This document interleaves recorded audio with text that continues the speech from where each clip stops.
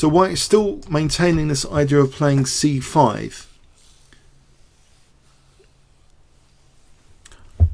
So we see knight g6, and now c5 is played,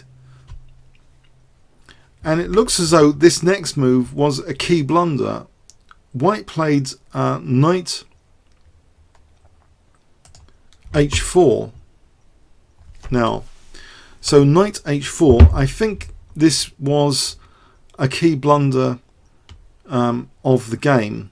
In fact, I think black's best was to play taking here. I think the engine suggestions was just to take here and allow this, and to try and play this position. But instead, we see this move knight h4, and this gets really bad for black. On stream, you see knight h4. I guess the board's still there, yeah, with knight h4 in it. Just make sure of that. Okay, so Gelfand in this position, he plays c takes d6. He doesn't care about knight takes f3 in this position, because if this looks really dangerous to allow knight takes f3.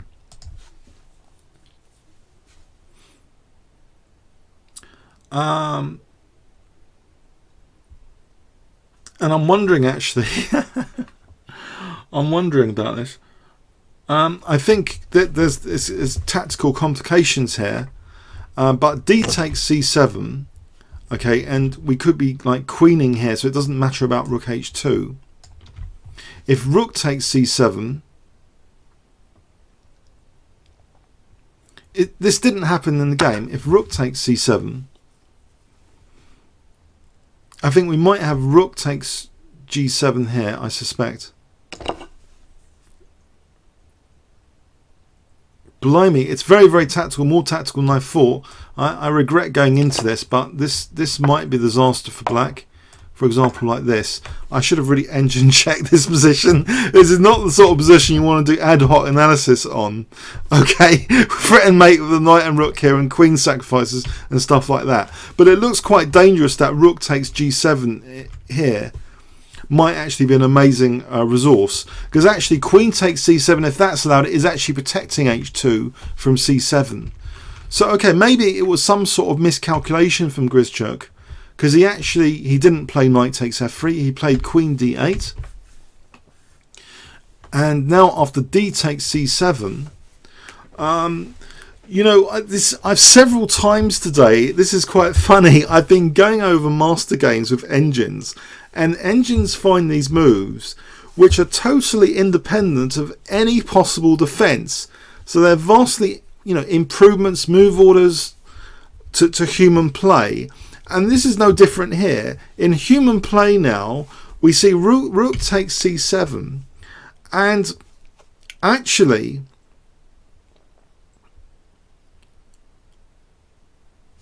sorry, in this position,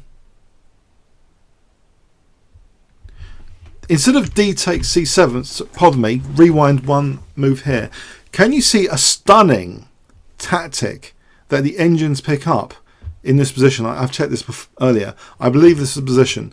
What would you play here with white if I presented you this as a puzzle? If I gave you 20 seconds starting from now.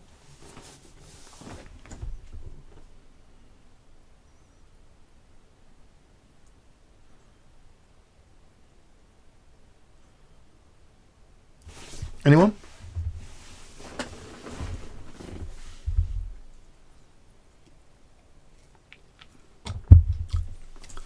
It's amazing, but the rook and knight are not doing anything about this pawn, and there's an amazing resource.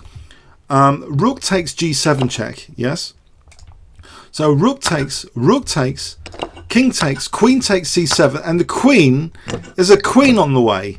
There's a queen here, queening. We can't do anything about this c-pawn. This is what the engines pick up. So much more crushing. After knight takes f3, we can't queen because we'll get mated. So we play bishop d6, engine line, yeah? e5 to try and play this. We just play bishop takes e5 check. And even if knight takes e5, we just play d takes e. We can even take time for d takes e. This is what the engines pick up. It's the independence is beautiful of any defense. Forget any defenses. When you play an engine, it's brutal.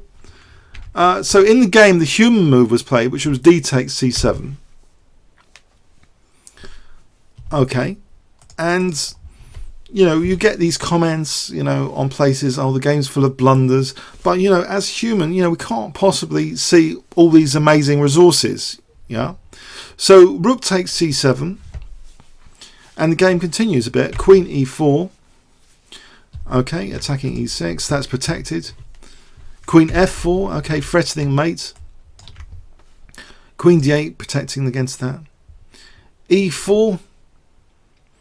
White's better. Black's really tied down here. Look, this g7, all this pressure. Knight g6. The queen goes to d6.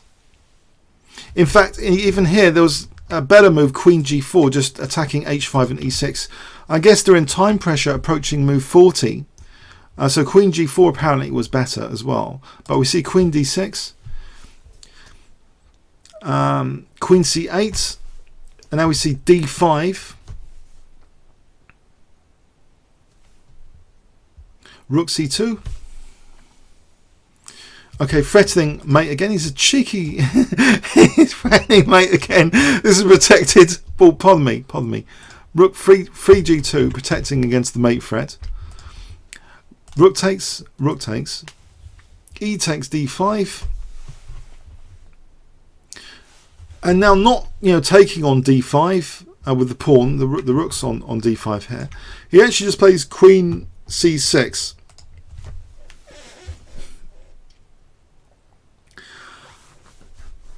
And actually black resigned here.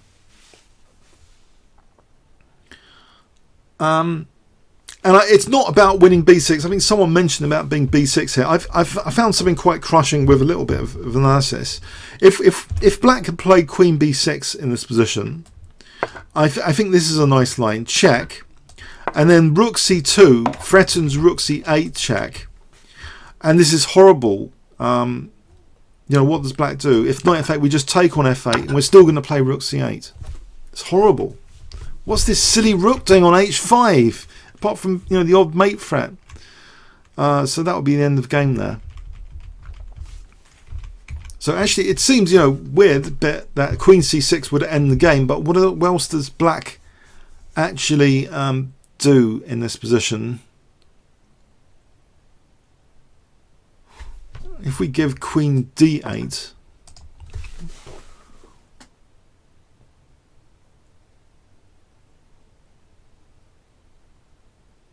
I think we still have the same pattern, with check and then rook c2. This back row is all a bit weak. It's like black's playing almost like a rook down with his rook on h5. So a fascinating game. And are you with me about bishop a3 being positional? I hope you are. Let me see if I can do a reconnect. I think I at least gave about 45 minutes, but I wonder if I can do a reconnect. No, I can't. No. Button over here. Reconnect. Nope. I'm not going to be able to reconnect, am I? So let's just carry on for 9:53. How can I reconnect? File. No, I don't think I can. So we've lost the play chess. Okay, 9:53. It's nearly. There was one more game. Maybe that can wait. Or shall we have a look at it? Grischuk against Giri. Actually, there were a couple more games. Does anyone want to look at against Grischuk against Giri? Grischuk against Giri? Or should we call it a day? Giri.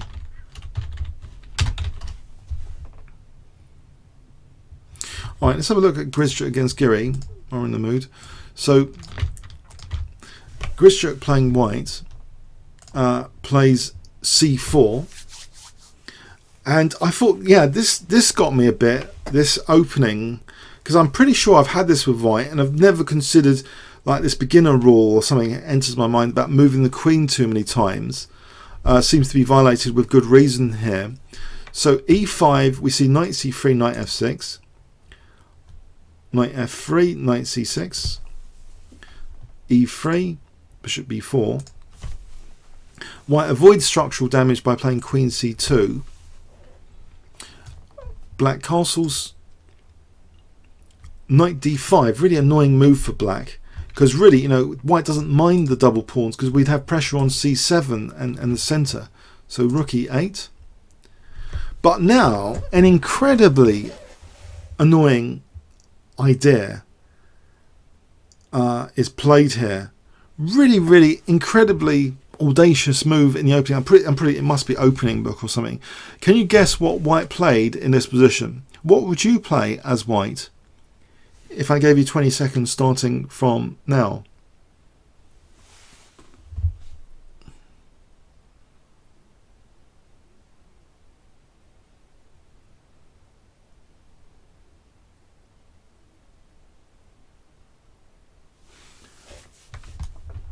All right, it must be Fury. It must be Fury. But I thought it was a little bit unusual to move the queen again. But it's with good point to it. That, you know, white's now threatening to double the pawns, and you know, if knight takes d5, c takes. You know, this is attacking the knight. If we play d6, maybe just queen e4, and then we've got c6 and b4 to attack. Yeah. And so what would we play here? You know, if we played knight e7, I don't really know the theory at all, so this could be a load of codswallop. But queen takes e5 looks as though it's playable in this position. So it just looks as though this whole idea of queen f5 is really dangerous in this position. And black ended up, you know, he accepts double pawns, so d6, just accepting double pawns. So knight takes f6, queen takes, g takes. And positionally, I was impressed here because white's crystal clear dark square strategy now is revealed. So a3, bishop c5, b4. So the bishop is going to put pressure on the dark squares. Bishop b2. And now we see a5, b5, knight e7, and now d4. Look at this pressure being exerted on the dark squares. Knight g6, a4.